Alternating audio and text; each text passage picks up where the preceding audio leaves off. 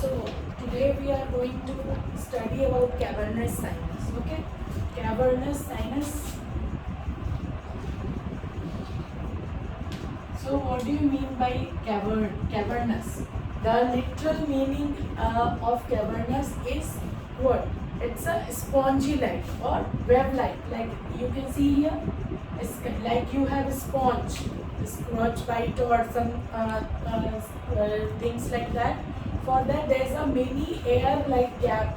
You can it can be filled like soap and liquid. You can fill. So like regular mesh-like network is there in the bone, so that is known as cavernous sinus. Okay, so like regular, since it is a dural venous sinus, so how dural venous sinus form? We have seen this is these two layers will be together. One is the meningeal layer and another is the endosteal layer. But in some places, to accommodate the deoxygenate. What is the function of dural venous sinus? It accumulates the deoxygenated blood from all over the body, like heart and all, and it helps in the circulation. So at some places, this layer give way to accommodate a cavity, that is the dural venous sinus. So cavernous sinus is one of the most important dural venous sinuses you have to know, and it's paired. Like we have paired and we have unpaired. So these are the paired dural venous sinuses, and it's important for the long question and short question for your examination. Okay, so let's see first where is the location of the cavernous sinus.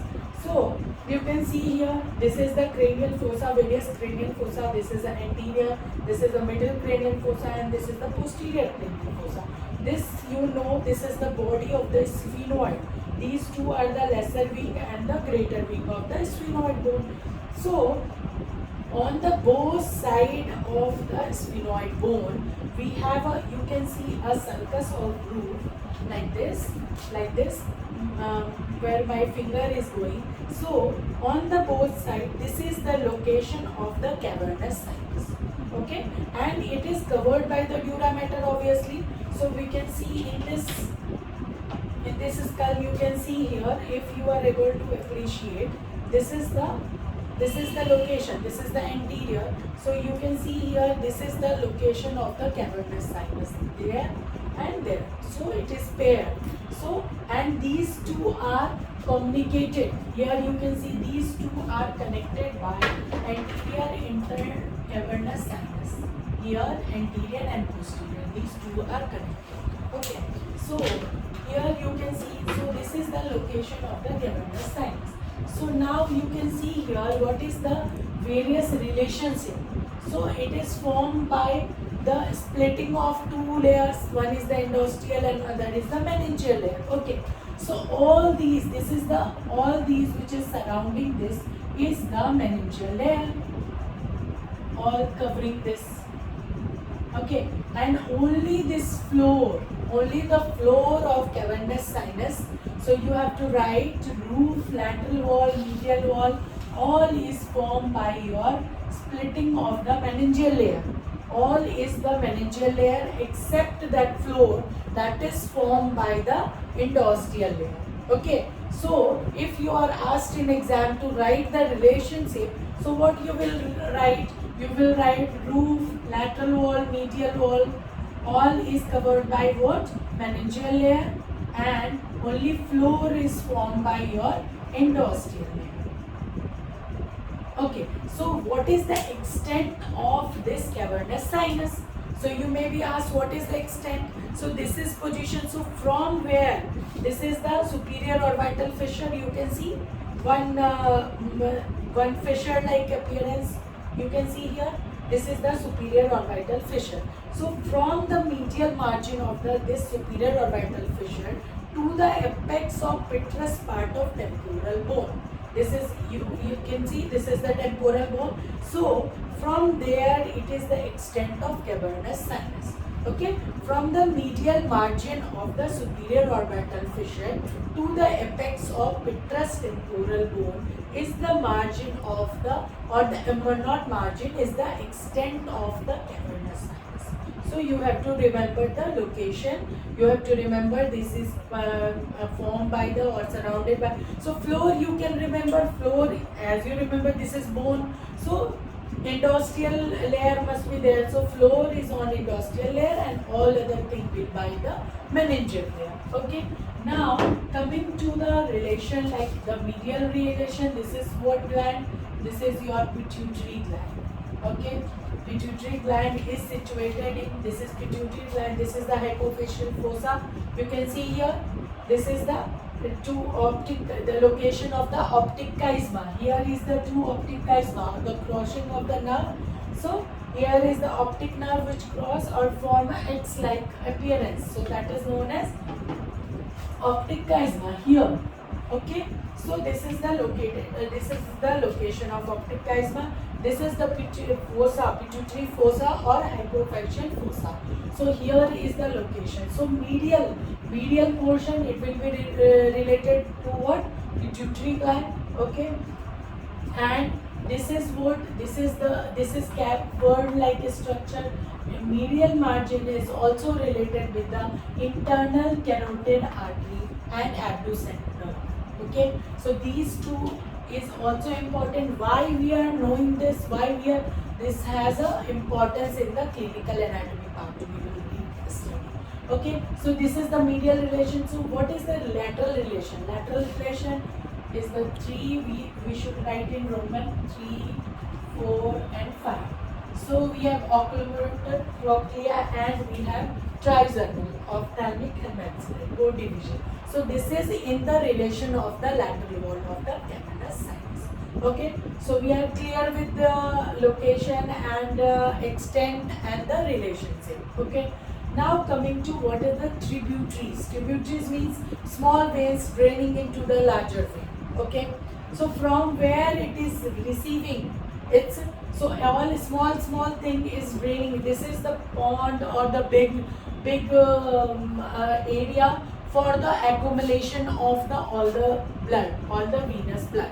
So from where it is coming? So here you can remember, like here I am standing, you can remember, if you remember your head and neck, the venous drainage of the face.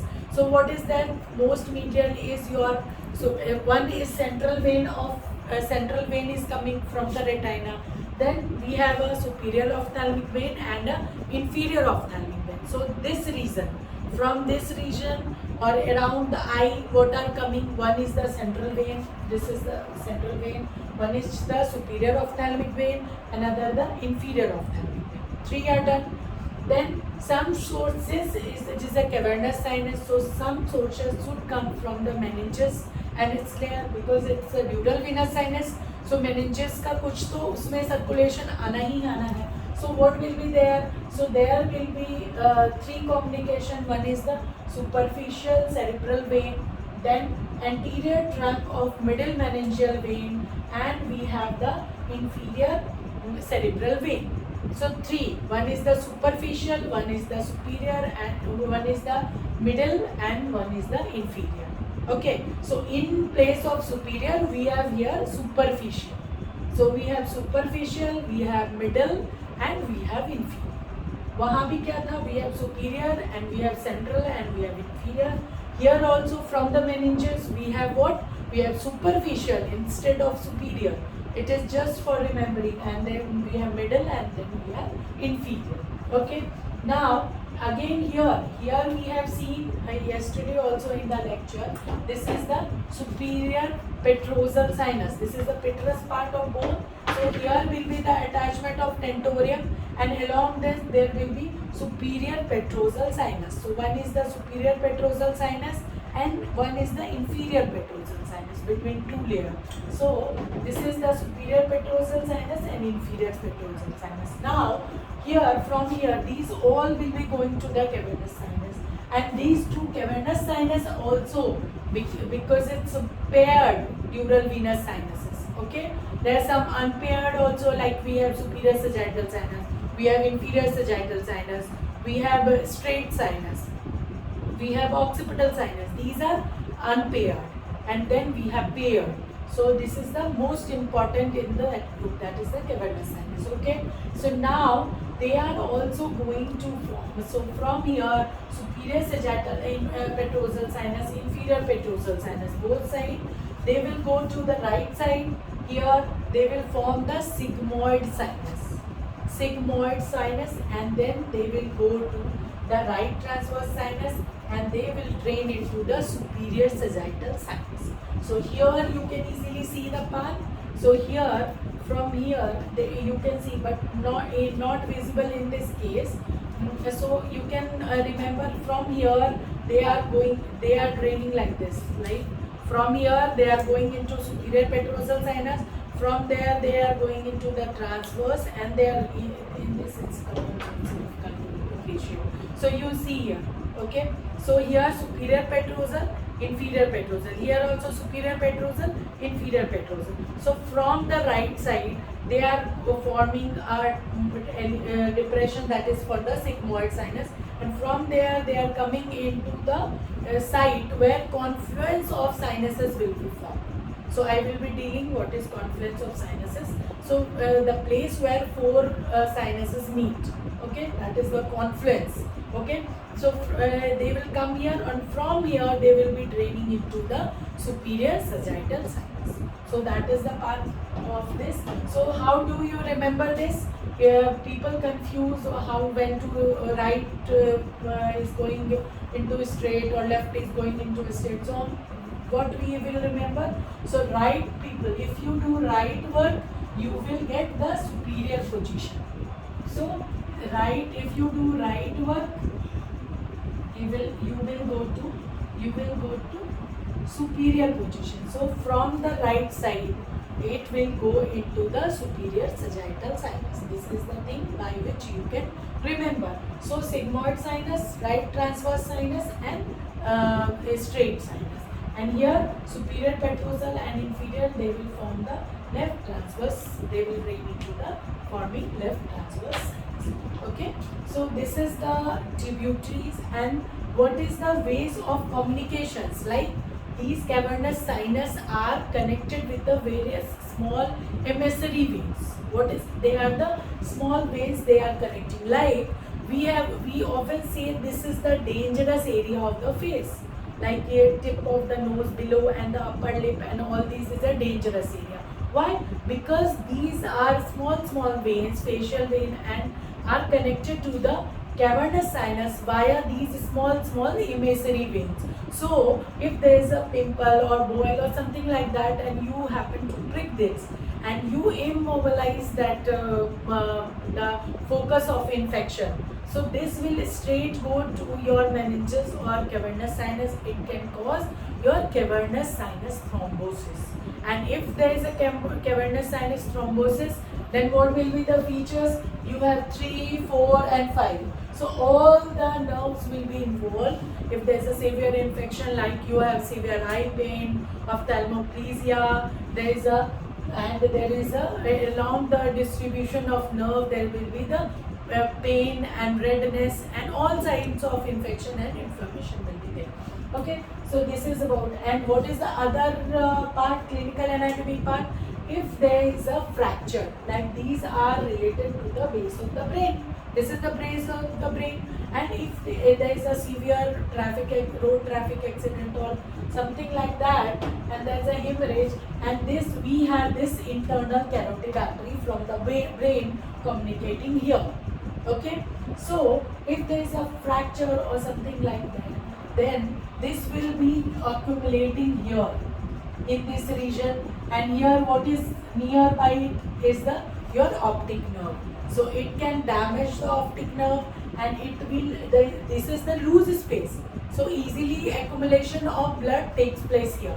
So more blood will be, so there will be pulsating ophthalmos. Okay, so blood accumulation is there, which will push the eyeball also will be involved, and the blood keep accumulating there because there is a lot of space and it is soft tissue. So it will push the eyeball to keep your each pulsation. So up and back, up and front and back. So these are the two important points which is related with the cavernous sinus. So this is very important topic, and you must read this topic for your exams and also for your NEET PG exams. One question, one or two question must be there from the Cavendish side.